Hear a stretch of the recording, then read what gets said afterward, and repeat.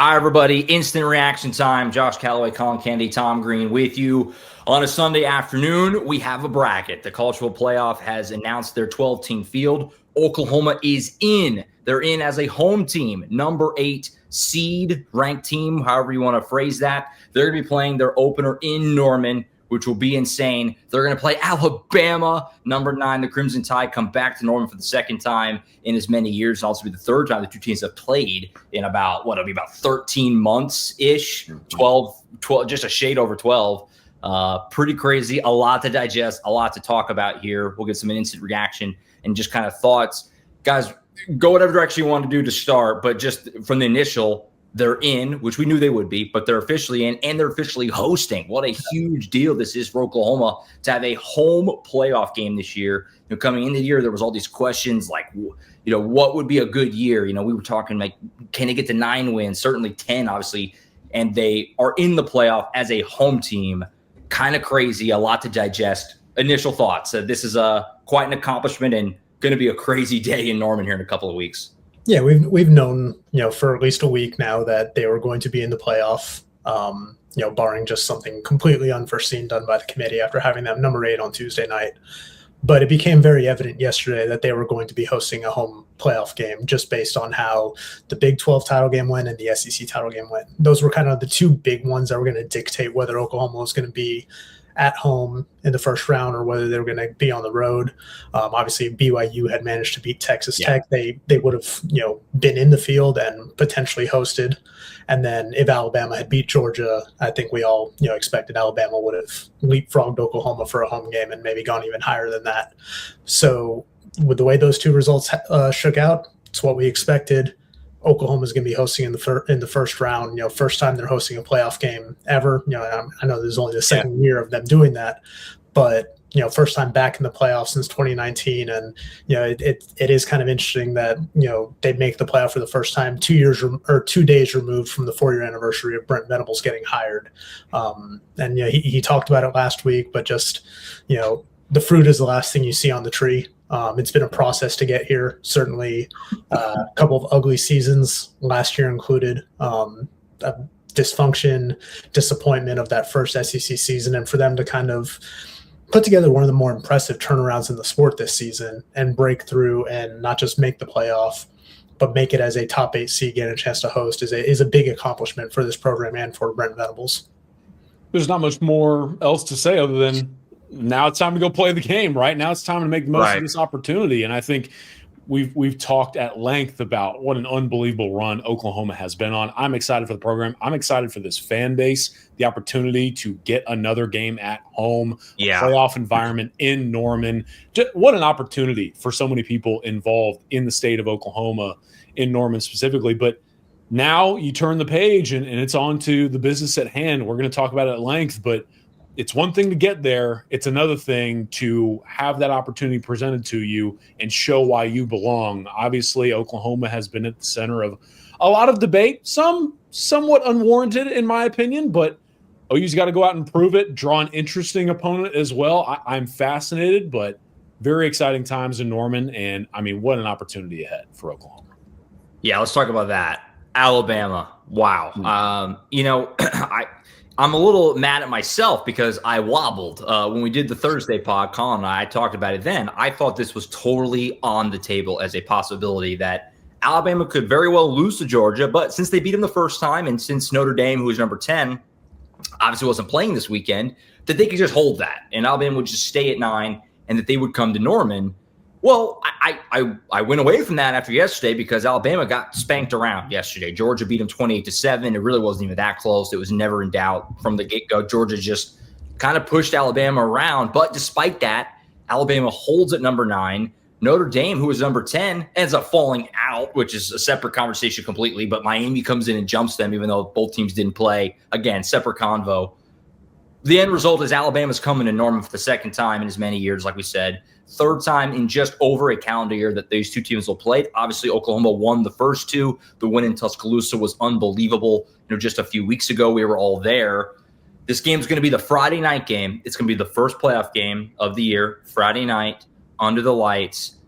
The rating will be outrageous. It'll be the biggest sporting event obviously in America that day, obviously. Thoughts on the matchup? Obviously, we have 2 weeks to talk about it, and we'll have a game preview and all that when the time comes. But just the fact that they're playing Alabama again and like going to have to go beat the Crimson Tide again if they're going to advance and continue their season. Just thoughts on here we go again. OU and Alabama again in Norman going toe to toe. Going to be kind of crazy. I was convinced yesterday that this was not going to happen. I didn't think it would either. Yeah. The way Alabama looked in that game, and I know they were banged up. They've been missing, they were missing some guys, including Jam Miller. LT Overton, I think, was out too.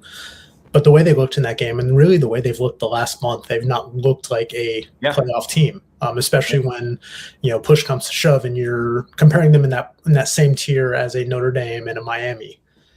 And the fact that Alabama did not drop a single line in this game is insane to me. The 3 of us had more rushing yards than Alabama did yesterday. And I was on my couch all day. Second lowest, I think they said in program history, rushing yards. I think it might have been the lowest. But no, it baffles me that I'm fine with Alabama being in the field. I think they got it right with Miami being ahead of Notre Dame. That's again, we can get into that conversation a little bit more, but the fact that Alabama didn't even wobble on that seed line makes me just question, what are we doing here if you're the committee? I understand not wanting to overly punish a team for playing an extra game and having that extra data point. Mm-hmm. But if there is a reward for winning that conference title game, there needs to be a penalty for losing it, especially when you lose it in that fashion.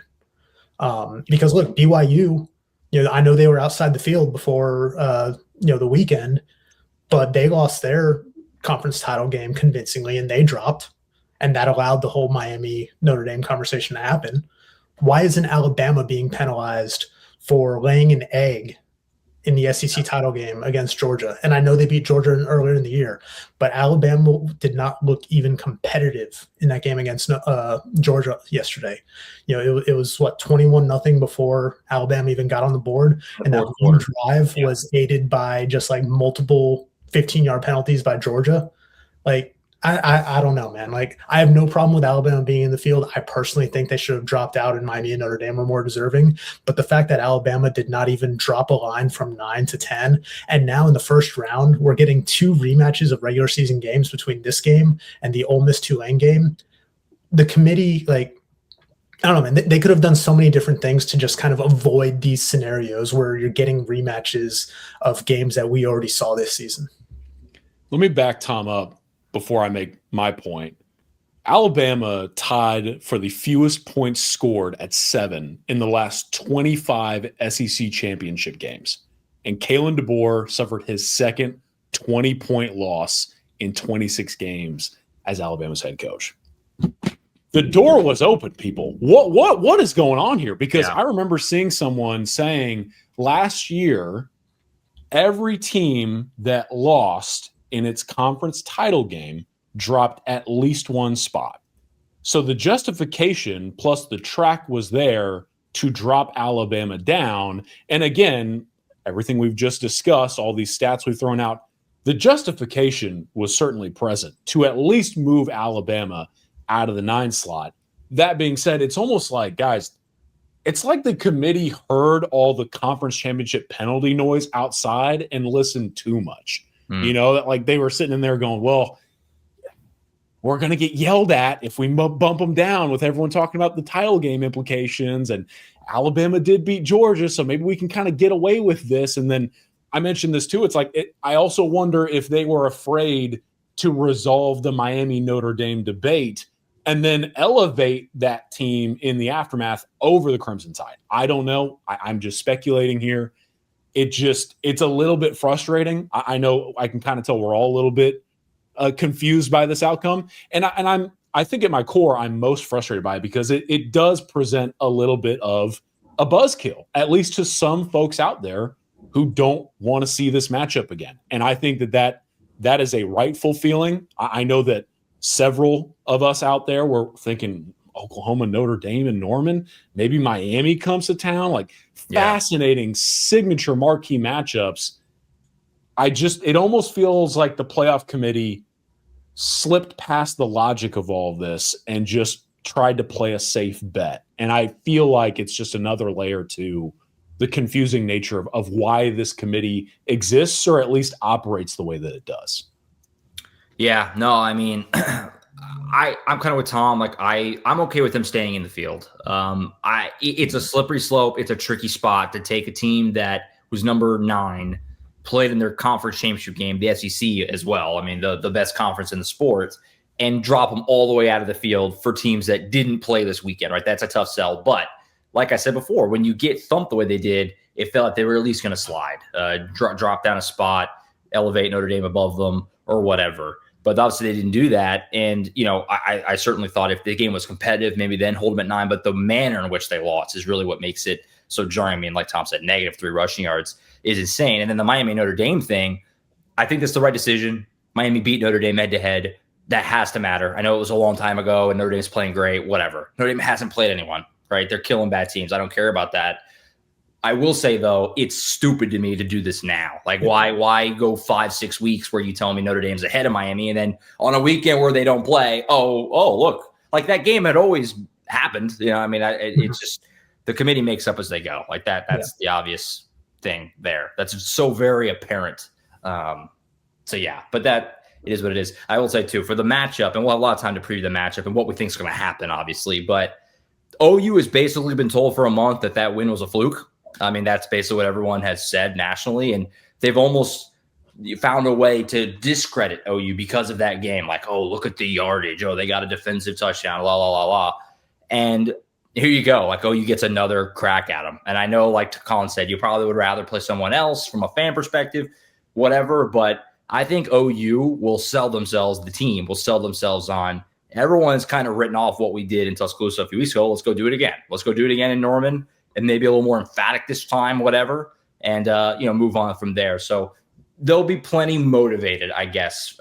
If there was even an ounce of concern from an OU fan of like, oh, are they gonna, they beat Alabama twice, are they gonna come in thinking like, oh, we're just gonna do it again? Again, the last 3-4 weeks, this OU team, Brent Venables, they hear and see everything. They are very well aware that everyone has basically written off that win was a fluky thing. Oh, it's just turnovers and the yardage. They'll be ready to go when we get there here in a couple of weeks. So I wouldn't worry about that if I was an OU fan. They'll be fired up for that. I fully expect that. Yeah, I just want to add my 2 big takeaways from like this whole weekend, and really just like this whole experiment of the committee this year at least, is 1, the weekly rankings are a disservice to everybody involved. They're nonsense. Like you said, if we're saying for 5-6 weeks that Notre Dame is better than Miami and that they're not even being compared on the same tier, and then at the last minute you flip them, which I think was the right move, but the process is flawed. What are we doing? Like, all the weekly rankings reveals do is boost ESPN's ratings. It's a TV show. Yeah, it's entertainment. And then the other thing that I think, with the way conferences are now, with 16 teams, and now a lot of conferences, I think every conference is going to be moving to 9 games now. The ACC is going to be doing it. SEC is going to be doing it. When you don't have your best teams playing against each other necessarily during the regular season, you need to find a better tiebreaker to settle some of these things. Like the SEC had a 4-way tie with 1-loss teams because everybody didn't play each other. Yeah. So you get Alabama as the top seed in the SEC, even though I think we all agree that they probably weren't the best team in the SEC during the regular season. And then you look at the ACC, where you have a 5-loss Duke winning. 5-way tie for one spot. Your spot. best team in the conference, Miami, is left out of the conference title game because of a convoluted tiebreaker involving, opponent win percentage that was boosted by I don't even remember exactly. College and like terrible teams. Yeah. Yeah. Like I think ultimately where this is going to be headed is that these conferences all need to we know these conference commissioners meet and discuss the playoffs and all that stuff. I think it's going to be headed to where, with the way these conferences are set up, they all just need to decide, hey, the tiebreaker for figuring out who's going to participate in conference title games when you have multiple teams with the identical records in the league is just going to be the highest ranked college football playoff teams at that point, because then you're guaranteeing yourself that your conference title game winner is going to get into the playoff, and you avoid, the ACC almost getting shut out. You avoid Alabama having that extra data point where they look miserable against Georgia. It's just kind of a mess right now. Yeah. And I don't think, look, when it was 4 teams, everybody was debating who's going to be the last team in. 12 teams, there's controversy about who's going to be the last team in. When it inevitably expands to 16 teams, there's going to be controversy about who's the 16th or 17th team. There's always going to be controversy. They just need to figure out a way to streamline everything and just make it make sense from every conference's perspective. Tom's takeaways were great. My quick takeaway is a little bit more comedically oriented here on the back end. I just can't believe the committee told on itself. That's where I'm at. I can't believe that they just admitted to billions of people, like, yeah, we're very much listening to all of you, and we're not really doing our homework along the way. I can't fathom that. I said this with some folks earlier today, like, from just an operational standpoint, a business standpoint, to justify the presence of this committee, they had to make a lot of decisions and stick with it. And at the last minute to do the Miami Notre Dame flip and admit beforehand they hadn't been comparing them to last year punishing teams for playing in conference championship games and then just doing a full circle switch and basically trying not to do that, but still doing that with some others. It is crazy to me that they, in the midst of all this, basically admitted, like, yeah, we're listening to you guys, and also we're just making this stuff up as we go. They literally showed you that today. It's crazy to me. How about just the game, like the atmosphere of this? I mean, Friday night, this is graduation weekend for OU, which has caused a lot of headaches of the logistics of it. Friday night should make that a little easier, I would think. It's still going to be insane because there's not any hotels to be found in Norman anyway because of graduation, and so it's going to be insane. Alabama fans don't even know what they're walking into, I think, from just a chaos perspective of that weekend. But this game, I mean, it should be unbelievable from a crowd. I mean, you go back to some Nebraska matchups, certainly maybe certain years like a Bedlam. Is this the biggest game ever played in Norman? I mean, it's going to be really high. I mean, a playoff game against Alabama, it's hard to find many. I mean, again, there will be some other ones, game of the century type stuff against Nebraska. Those types of games would be the only thing I think could be really close. I mean, this is going to be unbelievable to see. It's cool for the program to have a game like this in Norman. I really look forward to it from that perspective. Should be awesome. I mean, good thing that OKC is just 25 minutes up the road. Plenty of hotels there. OKC hotels will be getting hit up. Yes. Yeah. Yes. But yeah, I mean, look, I don't have necessarily the institutional knowledge that you guys who grew up around here have about putting this into perspective. But I think in my lifetime, this is probably the biggest. Biggest game in Norman. I mean, look at the stakes. It's a playoff game between two blue bloods, two of the best programs in college football history, with a trip to the Rose Bowl on the line. Doesn't get much better than that. And all eyes are going to be on Norman on that Friday night because ain't nobody else playing. It's just Oklahoma and Alabama. I'm excited. Should be a good one. Bundle up. It's going to be cold a week before Christmas. I do not envy you if you're going to be on the field, Josh. Plan. Yeah, I think it has to be the biggest game in Norman. I mean, I don't think it's any secret. I'm basically 30. All my mom's side of the family went to Oklahoma. All my dad's side of the family went to Nebraska. There have been some signature games played in Norman within that rivalry, and then you think about some of the signature non-con matchups or Big 12 games or whatever the case may be. But I think that to define the biggest game, it has to have meaning or stakes. And this is going to have the combination of both. You've got a blue blood coming in too. That adds to the level of intrigue and fascination with this matchup. There is quite literally a shot at the national title on the line.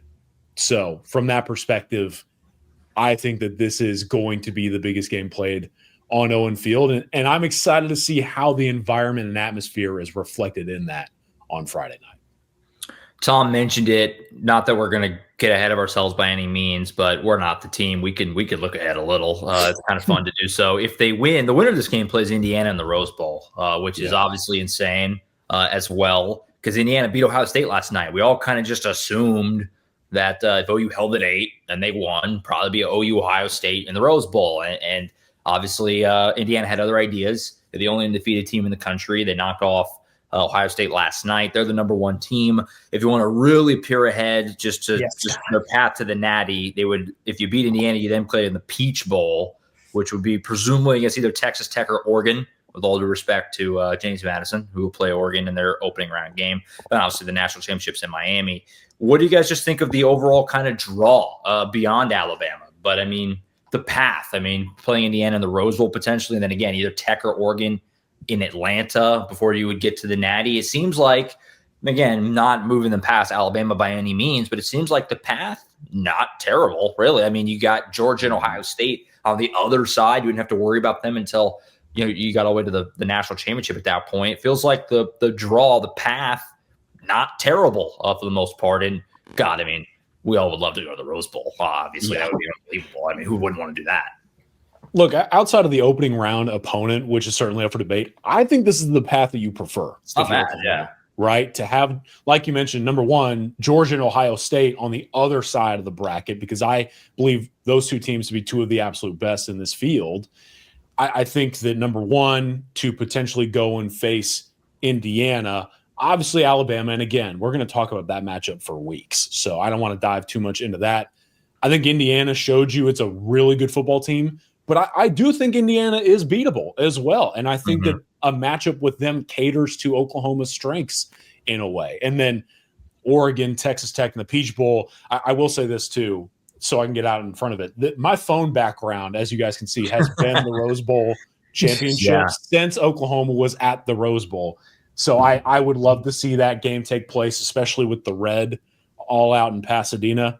And then, Oklahoma went to the Peach Bowl as well and played LSU, and that environment is great. Oregon and Tech, to me, too, are 2 teams compared to the likes of Ohio State and Georgia, Josh. Like, I think Oklahoma certainly welcomes this field. It's far from easy, but like Tom, for me, it's the path, again, that you would like to take if you're the Sooners trying to get to the national championship.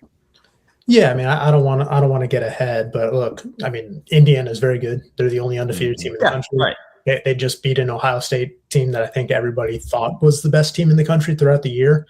That defense is very good. Fernando Mendoza is probably going to win the Heisman next week. Certainly if there were any undecided voters last night, I think he sealed it with just kind of how he helped Indiana win that Big Ten title. It's going to be a tough road no matter what. Look, these are the 12 best teams in the country, relatively speaking. Sure. I know there's some debate there toward the bottom of the bracket. Notre Dame, certainly the first team left out. James Madison, what they did is impressive, but they didn't really play anybody. Tulane certainly earned theirs as, the winners of the American Conference, which was, I think we all agree, the best G5 league out there this year. So it's going to be tough no matter what, but I think Oklahoma is, as battle tested as anybody in this field. Certainly when you look at, what they did in November, that Red November run, winning at Tennessee, winning at Alabama, then winning at home against Missouri and LSU, beating a very good Michigan team earlier in the season, playing Texas, playing Ole Miss, playing Auburn, even though Auburn, wasn't anywhere as good as they thought coming into the season. Same with South Carolina. It has been a tough schedule no matter what for Oklahoma this year. So I think they're going to be battle tested. They got the scars to prove it. And I'm not going to count this team out just yet against anybody. Certainly with 2 weeks to plan for an Alabama team that they've already seen. I'm curious to see kind of how that all plays out. Yeah. But it's an interesting path. It's going to be fun. I'm fired up. It's going to be really cool. No traveling on the holidays for us. Thank you, Oklahoma. Appreciate that. We'll be hanging out at home, and we'll get to go to Norman and have one more game at the stadium in 12 days from now. And who knows from there, right? I mean, maybe we're going out to California. Maybe the season's over. We'll figure that out afterward, but it'll be a lot of fun. Any other grand takes on the playoff, Oklahoma or otherwise, from the bracket? Anything? I think I said my piece about the whole Miami. Yeah. Alabama. I will say I think that this thing is going to 16 sooner rather than later. This year, I think, is a nudge. And it's funny because most years, with NIL and just everything, the talent is getting more evenly spread. It does feel like there are a few teams that could make noise in this thing that aren't in it. Notre Dame, certainly right in that conversation. I would probably say Texas. Vanderbilt, the way Pavia playing down the stretch. These are all teams that, not that I'm saying that they could win the national title or necessarily if they're even deserving of a shot to win the national title, but if they were in, who knows, right? I mean, who knows? And so it's going to go to 16. I don't know how soon, but soon. I would say within a year or two, if I had to guess, that we're going to get to 16, which, I didn't like the idea originally, but I've kind of come around to being like, it's going to happen. So I'm just going to kind of accept it. And more home playoff games is cool. More of the games on campuses is cool. That's been the best part of this is seeing that, and seeing Norman is going to be unreal in that kind of a environment. It's going to be awesome. So I will say too, to your point, Josh, like I think that's where we're headed, because as this playoff bracket comes out, there are now a few teams in the Power Four turning down bowl bids as the playoff bracket. Iowa State and Kansas State both today, and signed for it. Yeah, I think that tells you something, right? And I hate it that's kind of where this is going, but I think the Sooners are number one. They should be celebrating. And then number two, there's a very real world where Oklahoma is consistently fighting for a bid if this field expands, which I think the landscape is showing you it probably will soon. It's going to be awesome. It's going to be a fun next 12 days. That's the other thing is in the past when we did this, obviously pre-Sooners Illustrated, but when Oklahoma made the playoff, Collin, you remember, it was like, all right, we'll see you in a month, when the game is. It was a long time. It was a layoff. We're talking 12 days until the game. So that'll be fun. We're going to hear from Brent Venables today. He's going to hop on a Zoom call with the media here in about 45 minutes from now. So it'll be after this shows up on the YouTube channel. Look out for that here in a little bit. And you can read what all he has to say over on the website, oklahoma.247sports.com. So we'll hear from Brent Venables. Expectations, we'll probably hear from some players this week. And then the week after that is game week. It'll be like a regular game week for us in terms of all the usual coverage you can expect. And we'll have it all for you leading up to Oklahoma, Alabama on December 19th in Norman. Going to be an awesome couple of weeks getting ready for this thing, and then just an unbelievable game. Can't wait. Going to be a late night that night in Norman, though, and a cold night. Late night and a cold night coming up, but we look forward to it anyway. I think that's it for now. Again, we'll hear from Brent Venables today, so keep an eye out for that on the YouTube channel and over on the website. 3 of us will be back later this week. I think Tom and I will try and do a pod tomorrow, probably. We'll talk about that, get that stuff kind of planned out, but we'll be back with you then. Lots of coverage on the website. More to come. Oklahoma.247sports.com. Oklahoma is in the playoff. It's Alabama in 12 days. Cannot wait. For Tom Green, Collin Kennedy, I'm Josh Callaway. See you next time right back here, as always, on Sooners Illustrated.